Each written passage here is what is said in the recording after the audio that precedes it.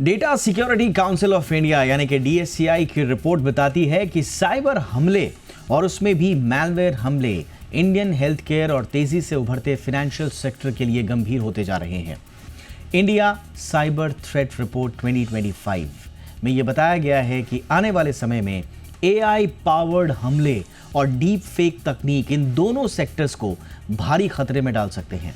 Report के मुताबिक cyber अपराधी एआई ड्रिवन हमलों के जरिए हाईली एडवांस्ड, कस्टमाइज्ड और सोफिस्टिकेटेड फिशिंग हमले करेंगे, जिससे इन हमलों की पहचान और भी कठिन हो जाएगी। मेरा नाम है दीपक डोभाल, आप देख रहे हैं आपकी खबर आपका फायदा। आज मैं चर्चा करने जा रहा हूं खास मेहमानों के साथ, लेकिन रिपोर्ट चौंकाती है। रिपोर्ट में ये कहा गया है कि एआई और डीप फेक तकनीक का इस्तेमाल सोशल इंजीनियरिंग हमलों को और मारक बना सकता है और घातक बना सकता है, जिससे साइबर अपराधी फर्जी वीडियो और ऑडियो के जरिए लोगों को धोखा देकर उनकी संवेदनशील जानकारियां पा लेंगे। साथ ही एआई ड्रिवन मैलवेयर ट्रेडिशनल सुरक्षा उपायों को पार करने में सक्षम होंगे, जिससे सुरक्षा में सेंध लगाना आसान हो जाएगा। ये एक और बड़ा इंपॉर्टेंट एस्पेक्ट है इस रिपोर्ट का कि आपके जो ट्रेडिशनल जितने भी सुरक्षा उपाय हैं उनको ये धता बता देगा। जाहिर सी बात है, हम ये सोचकर निश्चिंत हो जाते हैं कि जो बायोमेट्रिक ऑथेंटिकेशन है, जैसे कि फिंगरप्रिंट्स, चेहरे की पहचान, आवाज़, हमें साइबर खतरों से और ज़्यादा सुरक्षित रखती है। लेकिन डीएससीआई की ताज़ा रिपोर्ट बताती है कि एआई तकनीक के विकास के साथ साइबर हमलावर इन बायोमेट्रिक डेटा का इस्तेमाल करके सुरक्षा को आसानी से तोड़ भी सकते हैं। Double factor authentication, biometric authentication, इन सब को तोड़कर आपकी सुरक्षा में खलल डाली जा सकती है। ये फिलहाल ये रिपोर्ट कहती है। और सबसे बड़े दो सेक्टर्स होंगे, वो सेक्टर होंगे हेल्थ केयर और फाइनेंशियल सेक्टर। कितना बड़ा ये खतरा, इस पर बातचीत करने के लिए इस वक्त मेरे साथ खास मेहमान मौजूद हैं। स्वागत करते हैं शेखर अशोक पवार साहब का, जो कि फाउंडर हैं सिक्योर प्रो आईएनसी के। बहुत बहुत स्वागत है पवार साहब आपका हमारे शो पे। और हमारे साथ हैं दीपिका सिंह, जानी मानी साइबर एक्सपर्ट हैं, सीईओ हैं डीप साइट साइबर लैब्स की। बहुत बहुत स्वागत है दीपिका आपका भी हमारे शो पे। पवार साहब, चर्चा की शुरुआत आपसे ही। काफ़ी ये चौंका रही है क्योंकि मैलवेयर अटैक्स का जो डेटा इन्होंने दिया है, 370 मिलियन मैलवेयर अटैक्स 2024 में, मतलब अगर आप इसका एवरेज निकालें तो 702 डिटेक्शंस पर मिनट हो रहे हैं मैलवेयर अटैक के। इतना ज़्यादा, ये कितना बड़ा थ्रेट बनता जा रहा है। और हमारे पास इससे निपटने के लिए क्या वो इच्छा शक्ति और मैकेनिज्म और इंफ्रास्ट्रक्चर डेवलप हो पाया है पवार साहब? दीपक जी, जो अभी हमारे भारत में जितनी भी कंपनीज है, मोस्टली जिसमें आईटी कंपनीज है या साइबर सिक्योरिटी ऑडिट जैसी कंपनीज है, जैसे हमारी कंपनी, तो वहां पे बहुत ज्यादा अवेयरनेस होती है साइबर सिक्योरिटी के बारे में और कंट्रोल्स इंप्लीमेंट भी किए जाते हैं, क्योंकि कंपनी के जो ओनर है, डायरेक्टर है, मैनेजमेंट बॉडी है, उनको उस अगर साइबर अटैक हो गया तो उसके वजह से क्या नुकसान होगा उसकी पूरी जानकारी है। लेकिन जब आप हेल्थ केयर डोमेन को देखेंगे या फिर कोई एमएसएमई कंपनी को देखेंगे, तो वहां पे इस चीज को ज्यादा इन्वेस्ट नहीं किया जाता है साइबर सिक्योरिटी के बारे कंट्रोल्स के लिए या साइबर सिक्योरिटी स्टैंडर्ड्स इंप्लीमेंटेशन के लिए। और इसी का ज्यादा जो खतरा है भारत देश में कि बहुत सारी कंपनीज इन साइबर अटैक्स के विक्टिम हो रही है। और जैसे मालवेयर का मतलब रहता है मालिशियस सॉफ्टवेयर, तो ये मालिशियस सॉफ्टवेयर अगर आपके कंपनी में कोई एक कंप्यूटर में भी अगर एंटर कर पाते हैं तो वहां से वो पूरे कंपनी में स्प्रेड हो जाते हैं। और ये जो मालिशियस सॉफ्टवेयर रहते हैं, ये आज के जो, जैसे आपने ठीक तरह से बताया, एआई ड्रिवन रहते हैं। तो इसके वजह से जो एजेंट की तरह काम करती है हर एक मशीन में, हर एक मोबाइल फोन में, और कई जो मालवेयर्स है वो आईओटी तक भी जाते हैं। जैसे मैन्युफैक्चरिंग कंपनी में कंप्यूटर न्यूमेरिक कंट्रोल मशीन है, या हॉस्पिटल की कोई आईसीयू इक्विपमेंट है, तो उस तक भी मालवेयर्स अटैक्स पाए गए। और ये जो रहते हैं, इस कमांड एंड कंट्रोल सर्वर से हैकर दूर से कंट्रोल करते हैं जब तक वहां पे इंटरनेट कनेक्शन है, और मालिशियस एक्टिविटीज को अंजाम किया जाता है। तो इसको पकड़ना भी बहुत मुश्किल होता जाता है। और अभी जो एडवांस टेक्नोलॉजी है उससे काफी अच्छी तरीके से इस क्राइम को परफॉर्म किया जा रहा है। तो ये बहुत ही ज्यादा खतरा है। बिल्कुल, एब्सोल्युटली, ये बड़ा खतरा है। देखिए, अगर आप इस रिपोर्ट के हिसाब से देखेंगे तो हेल्थ केयर सबसे ज़्यादा टारगेटेड सेक्टर रहा। 22% ऑफ अटैक्स जो हैं वो हेल्थ केयर सेक्टर में आए हैं। हॉस्पिटैलिटी में 20% आए हैं। बैंकिंग और फाइनेंशियल सर्विसेज BFSI में 17% आए हैं। एजुकेशन में 16% आए हैं और MSMEs में 8% आए हैं। यानी कि हेल्थ केयर सबसे बड़ा टारगेट इस वक्त है।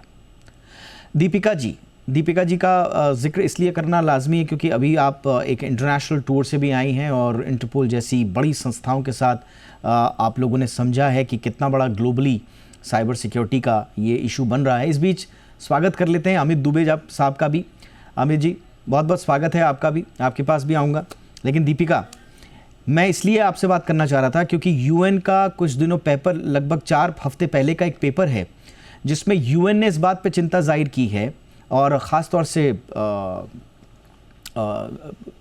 UN के थ्रू ये पेपर आया था, लेकिन WHO में एक बहुत बड़ी इस पे मीटिंग हुई और UN सिक्योरिटी काउंसिल को इस बारे में बताया गया, ख़ास तौर से हेल्थ केयर सेक्टर में जो थ्रेट्स बढ़ रहे हैं उसके हिसाब से। आप ज़रा समझाइए कि ग्लोबल तस्वीर इस वक्त क्या है साइबर सिक्योरिटी की, और ये हेल्थ केयर इंस्टीट्यूशंस पे ये जो निशाना बनाया जा रहा है ये कितना बड़ा है? आज की हेडलाइन से अगर हम शुरुआत करें, 370 मिलियन एक बड़ा नंबर लग रहा होगा, बट ये जो नंबर है ये सिर्फ एक फ्रैक्शन है of the actual records. The reason is ये रिपोर्टेड नंबर्स होंगे, ये नंबर्स जिन्होंने अलर्ट किया होगा वहां से आते as a source. There are many people जिनको ये भी नहीं पता कि उन पे अटैक हो रहा है या मालवेयर आ चुका है, इन्फेक्ट कर रहा है, या वो रिपोर्ट नहीं होती है। तो जो असल नंबर है वो इससे 10 गुना मिनिमम तो ज्यादा ही होगा। जब आते हैं ग्लोबल स्तर पे जो अंडरस्टैंडिंग है इसकी, जब हमने डेटा की जो सेंधमारी, डेटा की जो बेचने की हमने तकनीक्स देखी है डार्क वेब पे और दूसरे पोर्टल्स पे, यहाँ पे देखा गया है कि health care, financial data and data related to children under the age of 18, इनका डेटा बहुत बड़े अमाउंट पे बिका जाता है। रीजन इज ये डेटा काफी पर्सनल होता है, इसमें DNA से लेकर जेनेटिक मटेरियल का इंफॉर्मेशन से लेकर मेडिकल हिस्ट्री से लेकर काफी पर्सनल KYC इंफॉर्मेशन भी होता है। KYC सिर्फ ये नहीं कि आपके आइडेंटिटी कार्ड्स और वो सब, आपके कितने हॉस्पिटल विजिट्स हुए, आपकी मेडिसिन हिस्ट्री और आपका पूरा हेल्थ एक डिजिटल प्रोफाइलिंग में दे दिया जाता है। इसके लिए हेल्थ केयर को या हेल्थ डेटा सेफ्टी को एक अलग रूल भी बनाया गया है कुछ डेवलप्ड इकोनॉमीज में, जैसे HIPAA हो गया या फिर GDPR के कुछ प्रोविजंस जो हेल्थ केयर के लिए कंपनियों से ज्यादा ही महत्वपूर्ण है, क्योंकि कंपनियां प्रोडक्ट्स बेचती है। हेल्थ केयर एक ऐसी इंडस्ट्री है जो लोगों की जान बचाती है। और दूसरा, हमने इंडिया में भी देखा है और इंडिया के बाहर भी देखा है कि जो हेल्थ केयर का डेटा है वो जिस रकम से बेचा जाता है वो कई दूसरे डिफरेंट जो भी टेक्निक्स है उससे ज्यादा है, बट ना कि वो उतना डिटेलिंग भी उसमें होती है। वो डिटेलिंग की वजह से ये डेटा काफी इंपॉर्टेंट हो जाता है परपेट्रेटर्स के लिए, जो कि ये फिर डेटा की सेंधमारी करते हैं। और तीसरा, जब भी कोई अटैकर एक हेल्थ केयर इंस्टीट्यूशन को देखता है विद एन अजम्पशन कि इन्होंने केवल सिंपल प्रोसेसेस और चेक्स, अब तक यही हम सुनते आए हैं कि एक कंपनी के लिए सिर्फ एक साइबर ऑडिट जरूरी है। साइबर ऑडिट एक मेडिकल लैब टेस्ट रिपोर्ट की तरह है, वो आपको बताता है कि कहाँ पे प्रॉब्लम है, और वो भी नहीं कि एक डीपर प्रॉब्लम, सुपरफिशियली प्रॉब्लम बता देता है कि कहाँ है, पर उसे सॉल्व करना और एक हैकर के नजरिए से सोचना, जिसके लिए एक शब्द में बताना चाहूंगी, रेड टीमिंग का। एक हैकर की तरह सोचिए और फिर देखिए कि एक हैकर आपके सिस्टम को कैसे तोड़ मरोड़ सकता है। ऑडिट्स का जमाना अब गया, audits is just a medical lab report जैसे। हमें चाहिए कि एक सर्जिकल एनालिसिस करके जितना भी हेल्थ केयर इश्यूज है या हेल्थ केयर सिस्टम्स में जितने भी इश्यूज है वो बाहर ले आए, क्योंकि सिर्फ एक जरिया नहीं है। एब्सोल्युटली मैम, सिस्टम्स के द्वारा ही एंट्री नहीं होती है। एब्सोल्युटली, जो आप सबसे इम्पोर्टेंट बात जो आप बोल रही हैं कि एक हैकर की तरह सोचने की ये एक तरीका हो सकता है। अमित दुबे हमारे साथ हैं, बहुत बहुत स्वागत है अमित जी आपका। जो बात दीपिका ने कही है वही बात जो मैं कह रहा था कि जब WHO की मीटिंग चल रही थी तो टेड्रोस साहब ने भी बोली और उन्होंने कहा जो ह्यूमन एलिमेंट है साइबर सिक्योरिटी में humans are both the weakest and the strongest link in cyber security. उस तरफ भी ह्यूमन है और इस तरफ टारगेट भी ह्यूमन है। जाहिर सी बात है, हमें बस उससे ज़्यादा स्मार्ट बनना है। भाई इतना छोटा सा है, लेकिन यहीं पर बड़ी कड़ी बन जाती है। भारत में आप बताइए, आप तमाम इन्फोर्समेंट एजेंसीज के साथ काम भी करते हैं अमित जी, हम उस तरफ के ह्यूमन से इस तरफ के ह्यूमन को कब स्ट्रांग बना रहे हैं और कैसे बना रहे हैं? देखिए, ये ओवरनाइट प्रोसेस नहीं है, ये इवॉल्व करता है with lots of other initiatives जो गवर्नमेंट ने ले रखे हैं। अवेयरनेस एक छोटा सा स्टेप है उसमें, पर उसके अलावा भी हर लेवल पर कॉन्शियसनेस की जरूरत होती है। जैसे हमारे यहाँ एक एनसीआई पीपीसी करके बॉडी है जो क्रिटिकल इंफ्रास्ट्रक्चर्स की सिक्योरिटी को मॉनिटर करती है। अभी आपने कहा कि इतने सारे मेलवेयर के अटैक हुए, लेकिन जरा गौर से देखिए कि इसका एक पॉजिटिव एस्पेक्ट भी है। कितने अटैक सक्सेसफुल होते हैं। इंडिया जो रैंकिंग है इंडिया की अब साइबर सिक्योरिटी इंडेक्स में काफी अच्छी है, टॉप 10 में है। इसका मतलब है कि हम डिफेंड कर पा रहे हैं। हम बहुत सारे इस तरह के मेलवेयर, इसका मतलब है कि जो ग्राउंड लेवल पे काम हुआ है अच्छा हुआ है, और वो इसी वजह से इतने अटैक तो होंगे, अटैक इसके बाद और भी बढ़ेंगे, क्योंकि हमारे एडवर्सरीज बहुत हैं, दुश्मन बहुत हैं, जो बहुत सारे ऐसे लोग हैं जो लगातार स्टेट स्पॉन्सर्ड बॉडीज हैं जो इंडिया पर अटैक करते हैं। तो इंडिया जिन कंट्रीज पर सबसे ज्यादा अटैक होते हैं उसमें सबसे ज्यादा प्रमुखता से ऊपर आता है। हेल्थ केयर का डेटा इसलिए सर लीक हो रहा है क्योंकि हेल्थ केयर की डिमांड एआई के लिए बहुत ज्यादा है।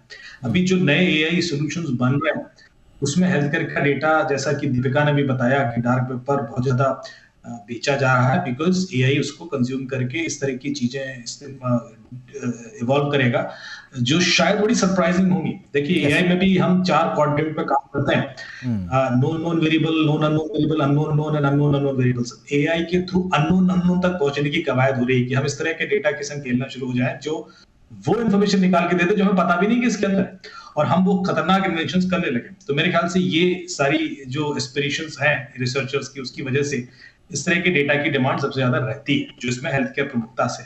अब इतने सारे मेलवेयर अटैक होने के बावजूद इंडिया यदि प्रोटेक्ट कर पा रहा है, तो एक लाइन में एक बहुत अच्छी बात बोलना चाहूंगा सर। कई सारे इंडियन टूल ऐसे हैं जिनको हम प्रमुखता से नहीं बता पाते, और हम सोचते हैं कि जो इजरायली कंपनीज हैं या जो रशियन टूल्स हैं वो ज्यादा पावरफुल है। जैसे एक कंपनी होती थी वायरस टोटल करके, लिंक स्कैनर करने के लिए, फिर गूगल ने भी एक्वायर कर लिया उसको।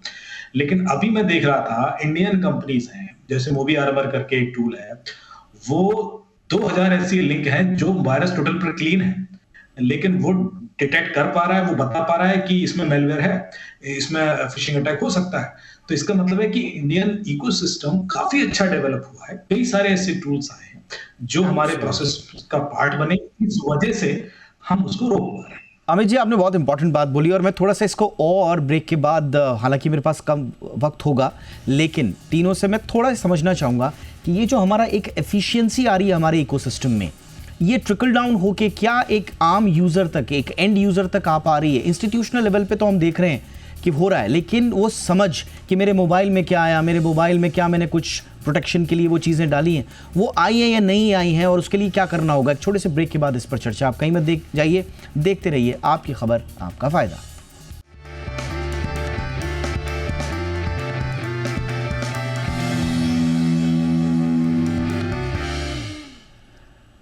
ब्रेक के बाद आपका स्वागत है। आइए चर्चा को बढ़ाते हैं आगे। पवार साहब, थोड़ा सा एक आम, क्योंकि इसमें एक चीज़ बड़ी प्रमुखता से इस बात का जिक्र किया गया है कि जो ट्रोजन मैलवेयर हैं वो मोस्ट प्रिवेलेंट टाइप पाए गए हैं, 43%।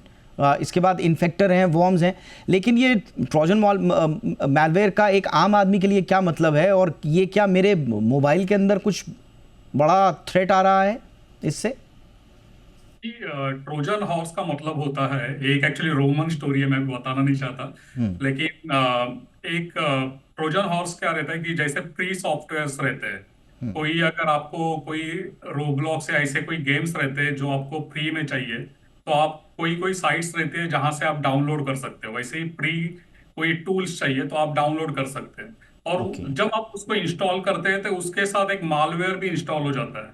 और वो मालवेयर 2 तरह के रहते हैं। एक रहता है पोटेंशियली अनवांटेड प्रोग्राम, पीयूपी जिसे कहा जाता है, जो सिर्फ आपके कंप्यूटर या आपके मोबाइल फोन को सिर्फ मॉनिटर करता है और स्पाइंग करता है, और वो ज्यादा खतरनाक है। वो इनसाइडर की तरह एक्ट होता है और आपके ऊपर पूरी तरह निगरानी रखी जाती है, और आपके ऊपर वक्त आने पे कोई अटैक किया जाता है या फिर आपको कोई अलग अलग एडवर्टाइज दिखाई जाती है। दूसरा रहता है जो डायरेक्टली आपके मशीन को इनक्रिप्ट कर सकता है, जैसे रैंसमवेयर अटैक की पहली जो फेस रहेगी वो रहेगा मालवेयर आपके मशीन पे आ गया, और उसके बाद वो रैंसमवेयर अटैक आपके मशीन को इनक्रिप्ट करेगा और बाद में कमांड एंड कंट्रोल से उसको कंट्रोल किया जाएगा। तो ये जो ट्रोजन हॉर्स रहते हैं ये ज्यादातर हमारे देश में पाए जाते हैं, क्योंकि हमारे देश में जो भी फ्री में मिल रहा है उसको लोग डाउनलोड करते हैं। कोई मूवी भी हो सकता है या नया गाना भी हो सकता है जो आपको फ्री में डाउनलोड करने मिल रहा है, लेकिन लोग इससे अनजान होते हैं कि इसके पीछे कोई मलिशियस सॉफ्टवेयर भी आपके मशीन पे इंस्टॉल हो जाता है। बिल्कुल, ये जो माइंडसेट है फ्री में चीज़ें लेने का, पायरेसी का भी इसमें सब चीज़ें जुड़ जाती हैं। अब मैं ये दर्शकों पर छोड़ता हूँ कि इतना बड़ा थ्रेट हो गया है, एक के बाद एक रिपोर्ट्स आई जा रही हैं, और 2025 की तस्वीर तो ये रिपोर्ट इतनी भयावह बता रही है कि और ज़्यादा परिष्कृत होंगे ये सारे हमले, और ज़्यादा आपको ऐसे हमले होंगे जो आप समझ ही नहीं पाएंगे कि ये हमला हो गया या मेरे साथ ये। इसमें अब हम दर्शकों पर छोड़ते हैं। आपको ये फ्री वाले में अननोन लिंक्स पे क्लिक करने की प्रवृत्ति आपको आगे बढ़ानी है या नहीं बढ़ानी है, ये हम आप पर छोड़ते हैं। लेकिन फिर भी कुछ चेक्स जो दीपिका जी बहुत संक्षेप में, छोटी छोटी बातें जो ध्यान रखनी है आज भी, हालांकि आप शुरू से इन बातों को कहती आई हैं, लेकिन आज क्योंकि और पुख्ता तरीके से ये लोग समझना चाहिए, इसलिए वो बुनियादी बातें जो आज भी लोगों को नहीं भूलनी है। अपनी पर्सनल सिक्योरिटी और कॉर्पोरेट सिक्योरिटी दोनों पे उतना ही ध्यान दीजिए। क्यूरेटिव माइंडसेट ना रखिए और ये कतई ना समझिए कि ये मेरे साथ नहीं हो सकता है या हमारी कंपनी आईटी कंपनी नहीं है तो हमारे साथ नहीं हो सकता है। दूसरा, सरकार से मेरी दरखास्त है, क्योंकि इंटरनेशनली हमने देखा है जब उनके वाइट पेपर्स पे हम पार्टिसिपेट किया है कि उन्होंने कॉर्पोरेट्स को एक साइबर किट दिया है जिससे जो चेकलिस्ट है काफी क्लियर हो जाती है। वैसा ही रेगुलेटरी फ्रेमवर्क अगर क्लियर तरीके से रेगुलेटर्स के थ्रू या कॉर्पोरेट एंटिटीज के थ्रू सारे स्मॉल एंड मीडियम बिजनेसेस के पास भी आ जाए, वो चेकलिस्ट बहुत ही सीरियसली फॉलो करनी होगी और रिपोर्टिंग का भी ध्यान देना होगा कि ये आज हमारे साथ अगर एक छोटा अटैक हुआ है, कल एक बड़ा। और तीसरा, जितने भी लाइसेंस सॉफ्टवेयर्स है, जैसे पायरेसी की बात भी हुई है, लाइसेंस सॉफ्टवेयर्स की अपडेटेड पैचेस, क्योंकि आप लाइसेंस सॉफ्टवेयर खरीद लेंगे, आपने उसको पैच अप नहीं किया तो ट्रोजन की वापस से एंट्री हो सकती है, मैलवेयर की वापस से एंट्री हो सकती है। और चौथा, रैंसमवेयर टूल किट्स जो आजकल परपेट्रेटर्स इस्तेमाल कर रहे हैं, यह मेरी दरखास्त रहेगी लॉ एनफोर्समेंट एजेंसीज के लिए भी कि आप वो स्टॉप्स ढूंढे डार्क वेब पे या ऐसे पोर्टल्स पे और उनको टेक डाउन कीजिए ताकि रैंसमवेयर टूल किट से ये अटैक्स और बढ़े ना। दीपिका के ये 4 मंत्र, सबसे बड़ी बात ये कि इंडिविजुअल्स के लिए ही नहीं बल्कि एंटिटीज़ के लिए भी हैं, और इनफैक्ट सरकारों के लिए भी हैं, तंत्र के लिए भी हैं कि कहाँ कहाँ पर इन 4 मुद्दों को आपने फोकस करना है।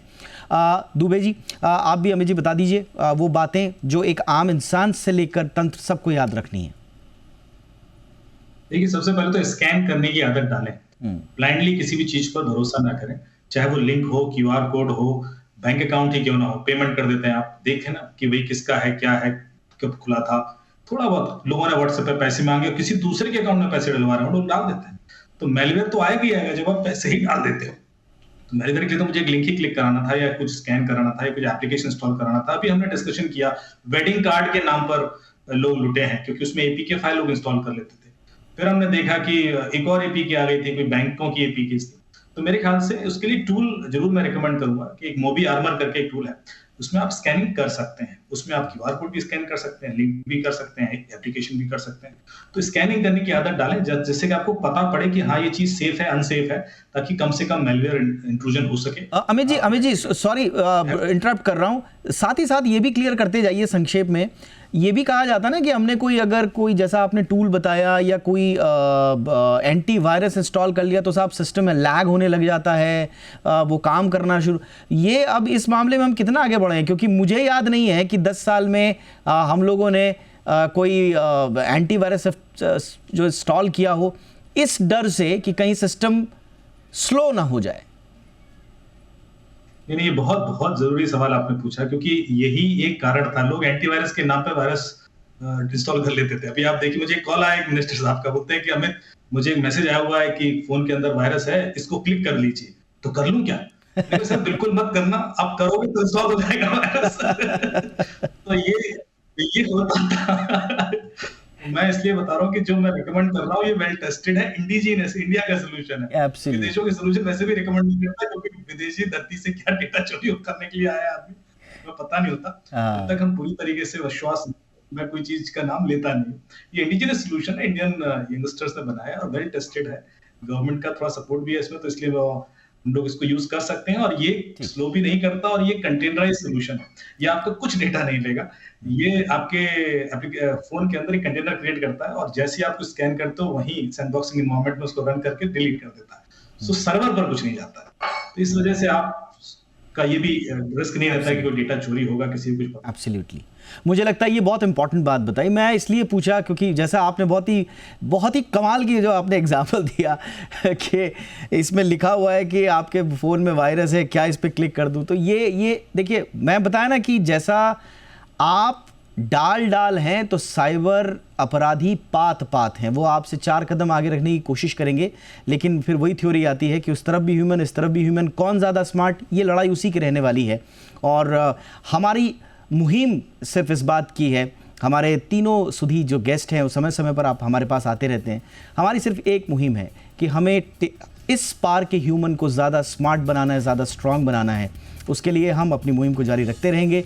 ऐसी कई रिपोर्ट्स पर हमारी चर्चाएं जारी रहेंगी। फ़िलहाल आप अपना ध्यान दीजिए, अपना ख्याल रखिए, सुरक्षित रहिए, और इसी के साथ हम विदा लेंगे अपने मेहमानों से। अमित दुबे जी, बहुत बहुत शुक्रिया वक्त निकालने के लिए आपका।